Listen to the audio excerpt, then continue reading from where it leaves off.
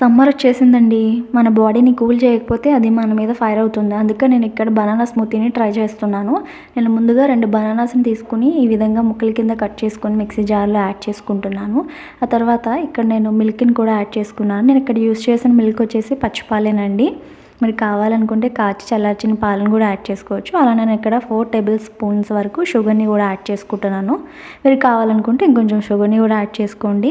తర్వాత నేను ఇక్కడ చాక్లెట్ సిరప్‌ని యాడ్ చేస్తున్నాను. మీ దగ్గర ఉంటే యాడ్ చేసుకోవచ్చు, లేదంటే స్కిప్ చేసేయండి. లేదు అనంటే హార్లిక్స్ పౌడర్ కానీ, డ్రై ఫ్రూట్స్ కానీ ఏదైనా యాడ్ చేసుకోవచ్చు మీ దగ్గర ఉంటే. ఆ తర్వాత దీన్ని మనం మిక్సీ పట్టుకోవాలి మంచిగా.